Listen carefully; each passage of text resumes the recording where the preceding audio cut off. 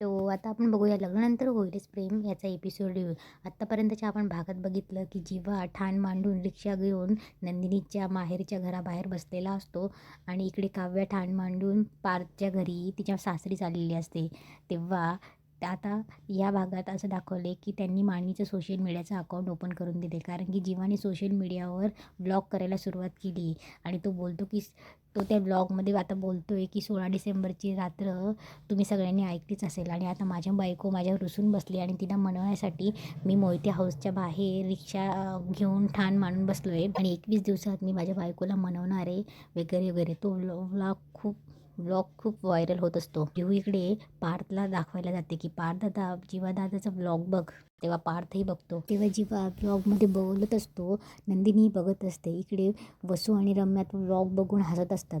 तेव्हा जीवा सांगत असतो की 16 डिसेंबरला जे काही झालं लग्नाआधीचं आमचं प्रेम हे जगासमोर आलं, पण लग्नानंतर आमच्यामध्ये जे काही प्रेम फुलायला लागलं ते फक्त आमच्या घरातल्यांनाच माहिती आहे. त्यानंतर असं झालं की खूप काही गोष्टी होतील, पण त्यानंतर आमच्या या नात्यात एक मिठाचा खडा पडला. तेव्हा जीवा बोलतो की आता तोच मिठाचा खडा मी काढायचं ठरवलंय. हे तू माझ्या मागे बघा, हे माझ्या बायकोचं घर आहे. तिच्या घराच्या बाहेर जाऊन 21 दिवस मी आता व्रत घेतला आहे आणि तो व्रत मी पूर्ण करणारच. काव्याला आणि माणीला खूप हसायला येत असतं. तेव्हा नंदिनी मोबाईल बंद करते आणि बोलते, हा काय वेडेपणा आहे. पसारा घालण्याची सवय मोडण्यासाठी कधी 21 दिवसाचं व्रत करावंसं नाही वाटलं. तेव्हा जीवा बोलतो, असं म्हणतात 21 दिवसाचं व्रत घ्यायला एखाद्याची सवय लागायला 21 दिवस पुरेसे असतात आणि एखाद्याची सवय सुटायलाही 21 दिवसाची सवय पुरेशी असते. पण हा जीवा काही ही लागलेली सवय सोडणार नाही, कारण माझी आई म्हणते घेतलेले काम पूर्ण करावे आणि बायकोचा हात कधी सोडू नये. तेव्हा माने बोलते, अरे किती शहाणा आहे, मी असं काही बोललीही नाही. पार्थही बघत असतो. तेव्हा जीवा बोलतो, असं म्हणतात प्रेमात आणि सोशल मीडियात खूप ताकद आहे आणि म्हणूनच हा माझा पहिला ब्लॉग आहे. तेव्हा जीवा बोलतो, गाईज मला तुम्हा सगळ्यांच्या हेल्पची गरज आहे, त्यामुळे मी तुम्हाला सगळ्यांना रिक्वेस्ट करतो की आजपासून माझा हा 21 दिवसाचा प्रवास आहे. तेव्हा पिहू पार्थला बोलते की 21 दिवस छान ना पार्थ दादा, जीवा दादा किती करतो नंदिनी वहिनीसाठी. तेव्हा जीवा बोलतो, प्लीज माझा ब्लॉग लाईक करा, शेअर करा आणि सबस्क्राईब करा. तेव्हा रम्या बोलते, कमेंट्स तर आपण करणारच ना, निगेटिव्ह कमेंट्स करूया. तेव्हा वसू बोलते, ते खरे रम्या, पण अगं खूप मोठा प्रॉब्लेम झाला आहे आता. तेव्हा रम्या बोलते, कसला. तेव्हा वसू बोलते, अगं कितीतरी फेक अकाउंट करावे लागतील. तेव्हा ते दोघे हसतात. रम्या तिला मोबाईल देते आणि बोलते, कर मग. तेव्हा जीवा बोलतो, आणि प्लीज नंदिनी ना असा हॅशटॅग करून माझ्या बायकोला मेसेज करायला विसरू नका.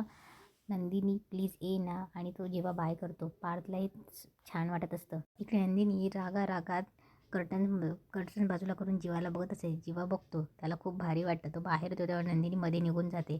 इकडे तो वॉचमन जीवाला सांगत असतो की जीवा दादा तुम्ही काय बवाल केला आहे, तुमचा व्हिडिओ खूप व्हायरल होत आहे. तेव्हा जीवान ते खूप जास्त जल्लोष करत असतात आणि कमेंट्स वाचत असतात. इकडे नंदिनीची आईसुद्धा दाखवायला येते की नंदिनी हा व्हिडिओ बघ. तेव्हा नंदिनी व्हिडिओ बघायच्या आधी सुरूच होते की जीवांना सांग ना आई, काय करायचं आहे असं व्हिडिओ बनवायचे काय. तर म्हणे ना नंदिनी ये ना, आणि बाहेर थान मांडून बसले आणि आता रिक्षात तर घेऊन आले.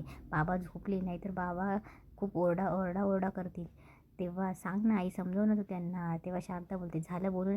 अगं आरूच्या कॉलेजमध्ये तिला पांढरा ससा दिसला होता, याचा व्हिडिओ येतो. आणि नंदिनी, का गं तुला जीवांचा एवढा राग आहे तर मग कशाला त्यांचा व्हिडिओ बघत बसली होतीस. इकडे मानिनी जीवाला फोन करून ओरडत असते की तू रिक्षात कसा झोपणार आहे, कसं काय करणार आहे. तेव्हा जीवा तिला समजत असते की आई तू काळजी नको करू, पण मानिनी आईची काळजी म्हणून ती बोलत असते, अरे तू रिक्षात कशी झोपणार आहेस, तुझे पाठ अवघडेल, डास चावतील. तेव्हा जीवा बोलतो की जर विक्रम देशमुख आपल्या बायकोला मानिनी देशमुखला मनवण्यासाठी वॉचमनच्या रूममध्ये राहू शकतायत, तर मग मी का नाही रिक्षामध्ये राहू शकत. तेव्हा मानिनी बोलते, ही नंदिनी जरा आतीच करते ना, मला असं वाटतं काही गरज नाही, तू गप्प बस. आणि तुला हेही विक्रमने सांगितलं ना, त्यांचे तर कान धरतेच मी, पण काय आहे ना काव्या नंदिनीला फोन लाव, मला बोलू दे तिच्याशी. तेव्हा जीवा बोलतो, आई ऐक ना आई, हे बघ आई, आधीच आम्ही नवरे बदनाम असतो अगं, की बायकोसाठी काहीच एफर्ट्स घेत नाही असं. आणि माझ्या व्लॉगमुळे जगातील नवरे इन्स्पायर होतील आणि इन्स्पायर झाल्यावर तेही त्यांच्या बायकोसाठी काही ना काही करतील. तेव्हा जेव्हा बोलतच असतो तेव्हा मानिनी बोलते, बरं बाबा तुझं बोलणं तुला कोणी हरवणार आहे का, कर तुला हवं ते कर. तेव्हा जीवा बोलतो, ऐक नाही प्लीज नंदिनीवर रुसू नको गं, ती जरी माझ्यावर रागवली आहे ना तरी तिला माझी काळजी आहे.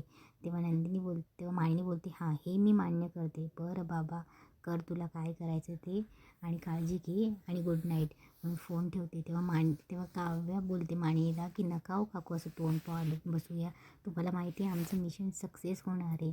तेव्हा माणी बोलते ना खरंच असं होईल. तेव्हा काव्या 2 बोटं माणीला चूज करायला लावते. तेव्हा माणिनी एक बोट पकडते. तेव्हा काव्य बोलते आमचं मिशन सक्सेसफुल होणार आहे. नंदिनी ताईला जीवा मिळवणार आणि मी पार्थ देशमुखांना मिळवणार. आणि तेव्हा ते दोघी मिठी मारतात आणि पार्थ हे बघत असतो. नंदिनी जेवासाठी जेवणाचं ताट बनवत असते.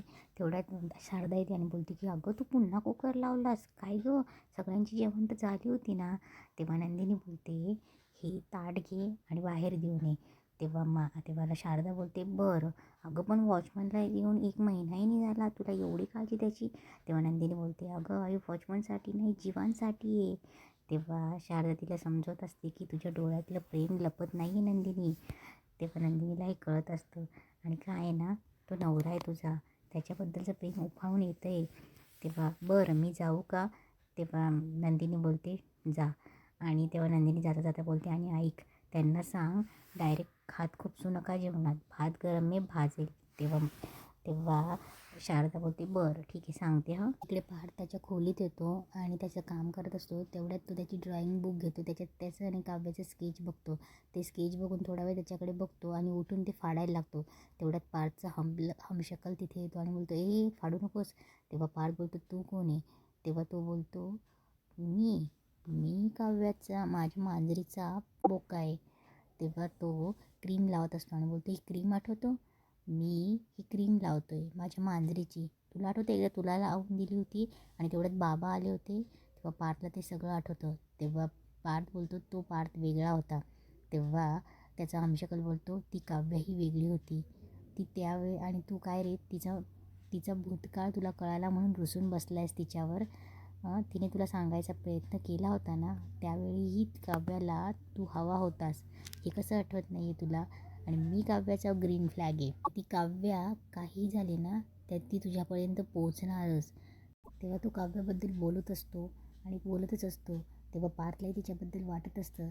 तेव्हा त्याचा हमशक्ल सांगत असतो की जीवाला ते पहिले आवाजावं घालायची का की त्यांच्यातलं नातं अवघडलं होतं.